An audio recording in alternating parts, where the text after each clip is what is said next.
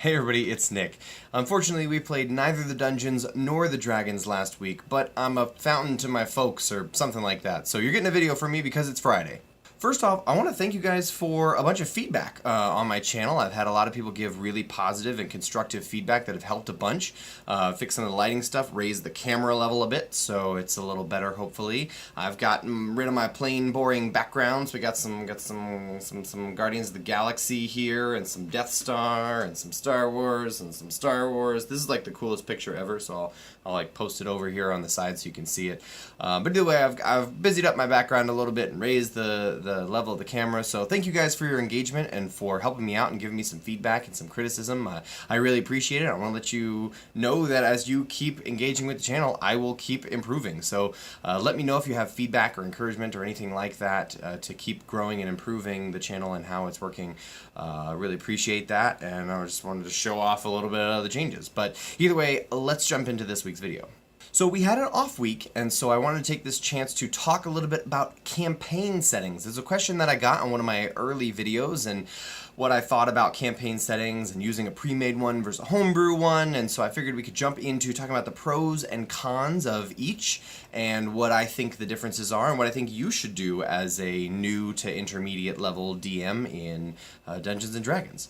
First, let's start with a little bit of history. In 1974, this wonderful game that we like a lot called Dungeons & Dragons came out. And very often, they just started in front of the dungeon they were about to explore. That was perfectly normal to them. Not everyone played this way, but a great number of people played that way. They didn't really consider things like the local geography or who the king was or what was the closest ocean to them named. They just kind of went to dungeons and explored them, which is fine. It's a great way to play, and I encourage people who are interested in playing that way to still do so. That's fine. A lot of times today, people want to know more setting information, though. They want to know details and history and things like that about campaign settings they're playing in. So oftentimes we're obligated to have answers for those questions. Also, back in the day, it was very normal for players to consider that all these games happened in a sort of shared universe. Like they were all playing on the same world, and one player could jump from one game into another game no problem. This was sort of a standard thought in early Dungeons & Dragons history. 3 years after D&D first came out was when we got our first official campaign setting, was the Blackmore campaign setting. And ever since then we've had plenty of other campaign settings come out and be released by Wizards of the Coast or TSR back in the day that are official campaign settings for Dungeons & Dragons. However, lots and lots of people have been homebrewing or creating their own unofficial campaign settings since pretty much the beginning of the game's history. So let's jump into pros and cons specifically of pre-packaged, pre-made campaign settings versus homebrewed ones where you made up yourself. So one of the obvious pros for a pre-made campaign setting is all of the work is done for you. If you pick up a campaign setting like The Forgotten Realms, or Greyhawk, or Eberron, or Spelljammer, or Ravenloft, or Planescape, or one of the many, many others that I'm probably forgetting, Dark Sun's in there, yeah, a lot of great ones. If you pick up one of those campaign settings, all the information is in there for you. Everything you need to get down to the nitty-gritty of running the game has already been done. So you can move on to focusing on the work of the DM, of actually playing D&D, of actually trying to figure out how can we herd these cats known as players towards something that could reasonably considered sort of a goal. So there's a wealth of knowledge that's already been put forth for you. You don't have to do any of that boring stuff like coming up with history and maps and stuff. You can just jump straight into playing and DMing. However, one of the major cons of a pre-made campaign setting is that for a lot of people, that stuff's not boring. Coming up with maps and histories and nations and factions is really exciting to a lot of people. They like to do that. I'm one of those people. I really enjoy world building and coming up with all kinds of cool histories and factions and nations. So a pre-made campaign setting sort of has already answered a lot of those questions for you. Another con to pre-made settings is that oftentimes they can be harder to tweak. Now, obviously, you're the DM. You can make as many changes and adjustments as you would like. But if you're playing in the Forgotten Realms and using the city of Waterdeep, there might be some reasonable expectation on the part of the players that the halls of the Undermountain will be under Waterdeep because they've played games or experienced previous campaigns or read novels where that exists because that's in the Forgotten Realms. And if you change those things, these players might be disappointed to some degree because things have changed from their expectations. Obviously, again, it's your game. You can change as much as you would like. I just personally think that some of those things are harder to change change in a pre-made campaign setting, if you don't like exactly how it works, it's sort of already written that way, too bad a little bit. I know there are plenty of people who don't run the Forgotten Realms or any other campaign setting exactly as it is written. They want to change things as much as they want to. Excellent, go for it. But I just want to say that I think there is something to be said for those tweaks might be unfun for players who have experienced them in the past and already know about those campaign settings.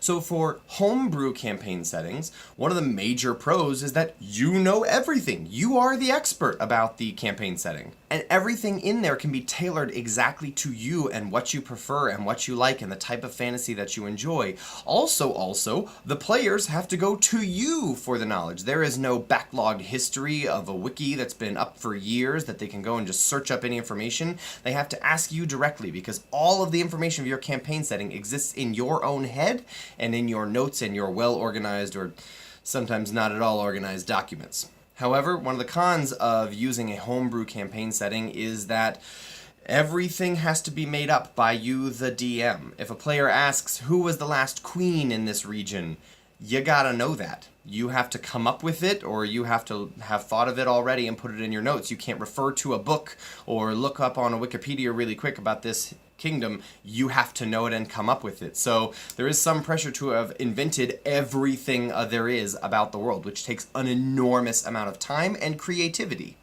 So I don't know that I can fully recommend using a totally homebrew setting if you're a brand new DM. If you haven't been running the game for a while, if you don't have a lot of time on your hands, it takes an enormous amount of improv and creativity as well as time to build a whole world from scratch on your own. So I don't know that I would recommend it. Honestly, you could use some kind of pre-made campaign setting for a while and then just build on it over time or change it or tweak it or something, but for a while I would suggest get your feet under you. Don't do a homebrew campaign setting. Don't worry about it at this point. Or if neither of those sound all that appealing, you can do a totally viable third option, which is have no setting at all. Don't worry about it. You don't need to know what the local town and everything is. Don't get caught up in the details of that. Your players are in town, and the town is about to be attacked by goblins. So you need to just focus on the town and the local area, and you make that map, and you put it in front of your players, and you start running. Build slowly over time. Maybe later you'll read the Forgotten Realms and think that's really cool and put your local area right in the middle of the Forgotten Realms, or you'll continue expanding and come up with a whole homebrew setting on your own. But for the meantime, just start with a local area and don't worry about everything else. You know, who was the queen here 500 years ago, and what is that mountain range called by the dwarves versus what is it called by the elves? Who cares? You gotta go get your players to go kill some goblins. So obviously the cons of using this are that this area has no depth. There's no depth to it. There's no history. There's no richness. It doesn't feel like a real place. And if you think that your players are going to be ones who are caught up on the niche details and want to know that kind of thing, then maybe don't use this because they'll stop thinking that this world is real. You'll lose that verisimilitude, that feeling of realness. And a lot of times that can rob the players of a lot of enjoyment of the game, of being able to lose themselves in this world that they think is real. So if your players are ones who may care about that kind of information, I don't know that I would recommend using no setting at all because it may ruin the experience for them. So you have to be a little judicious about what you think is the best option of these three. And I don't think that there is a right or wrong answer in any of those three. I have known people, and I myself have run games and played in games over years that have been featured in all three and had tons of fun in all of them. So it's very easy, it's very possible to have an enjoyable, wonderful experience using any of those options. So don't feel like you're chained to one being the right answer or the wrong answer. If you enjoy one, do that one, go for it. So those are some of my high-level thoughts on campaign settings in Dungeons & Dragons. I personally really enjoy the process of world building, and I have lots and lots of time to build world. And so I have my own homebrew campaign setting that I will link to down below if you want to see it. You can rip individual things off or take the whole thing and run your game there. I don't really care. Do whatever you want with it. That's the purpose of this, is to share resources, right? So that's what I do, is I like to have a homebrew setting, but you can do something entirely different. Whatever you think is fun fun, and whatever works for you and your players is great. Go for it. So either way, I hope that you learned some new things or were totally re-entrenched in your opinions about what is the best one and which one is the most important. I'm actually really interested to see what you guys are using as your campaign settings. Are you using pre-made ones, homebrew ones, or no setting at all? Leave a comment down below and just let me know which ones you guys are using, sort of start to gather some information on what the community is doing as a whole. That'd be really cool, I think. So let me know and we'll see what we get down in the comments. So that's all for this week. We talked a little bit about campaign settings. Next week we will be back to doing campaign diaries, which is what I typically do on this channel, is tell you the stories of my game and give you experiences that I have had, successes, things that worked, things that didn't, so you can steal stuff from your game or avoid my mistakes or just hear the stories of my campaign because it's fun and interesting. So I have a blast doing it. If you want to see those videos, I'll put a title card in here somewhere or whatever they're called, so you can jump to that playlist and follow along with those. But thank you all for watching, and I will see you next time, friends.